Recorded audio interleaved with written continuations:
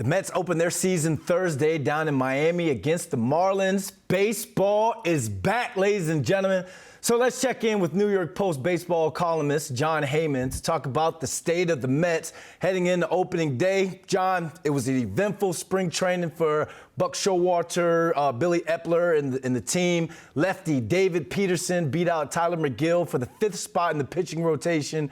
What was it about Peterson's spring training performance that you think earned him that spot? Well, Peterson had a great spring. Frankly, only gave up one run, had a 0.75 ERA, so he clearly earned it. If it was a competition between those two, McGill, very talented fellow, obviously was a surprise opening day starter last year, did very well, was injured a bit last year. Peterson was very reliable, had a nice year last year, went 7-5, a 3.83 ERA. He's the one left-hander, so I feel like that's a little edge. They're not saying that's part of the equation. They're just saying it's a good performance by Peterson, and he earned the job, and I would agree with that. All right, some other news coming out of Mets camp is that they DFA'd designated hitter Darren Ruff. So who gets bumped up in his spot?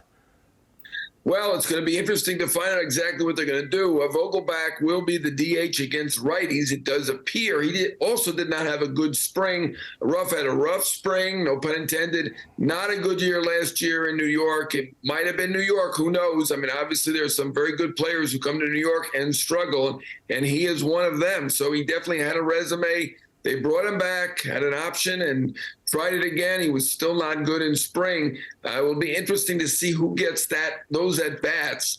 Potentially Tommy Pham will get some more at-bats there as a DH, batting right-handed versus lefties. He's going to be pretty busy probably in the outfield as the 4th outfielder, but that is a possibility. We'll see if they try to acquire anybody. We know that Luke Voigt has left the Brewers.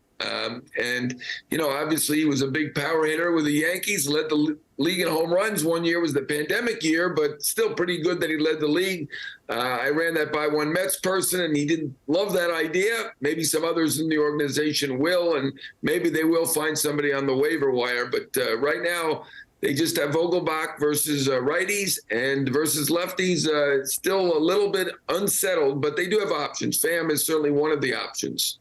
I want to talk to you about one of your recent articles. Yesterday in the Post, you wrote that while the Mets lineup looks good on paper, there are still some concerns.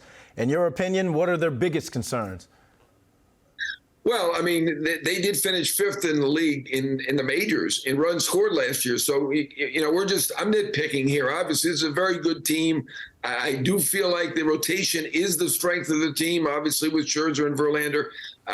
You know, Lindor and Alonso were both outstanding last year, and they probably need to get a little bit more support. I think third base is a question, and DH, which we just talked about, is a question. Vogelbach was also not great this spring. He was okay after they acquired him, and he slimmed down in hopes of improving, and we'll see. Obviously, spring doesn't tell you everything. He certainly will get that opportunity, but DH is one of the issues, and third base is the other. Frankly, Eduardo Escobar has had a very, very rough spring, and when he talked to Mike Puma, he didn't even assume that the job was his. Of course, he is making $10 million on a guaranteed contract, and he had a huge finish to last year in September. So the job is his. And, you know, I was told it might be a little bit shorter leash than you think based on how bad he was this spring. So third base is clearly a question along with DH. Those are two questions. Again, I'm nitpicking. This is an excellent team on paper.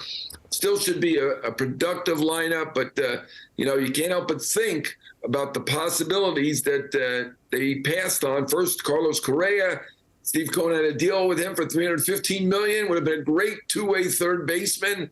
At the time, Steve Cohen told me we needed one more thing, and this is it. And he was very excited about it. You know, obviously, it was an improvement, but we all thought Eduardo Escobar was okay, and they probably end up trading him at that point. Right now, he does not look good. So that is the question. The other thing to think about is the Mets now have Brett Beatty in the minor leagues. They've demoted him. He had a very good spring. They'd like to see him get some more reps in before he's a third baseman of the future. And so, I mean, Eduardo Escobar is going to have to perform because Beatty is right there knocking on the doorstep. A lot of expectations on the Mets this season, especially with the offseason that they had. It all goes down Thursday at Marlins Park against the Miami Marlins. Jon, thanks for joining us. Thank you.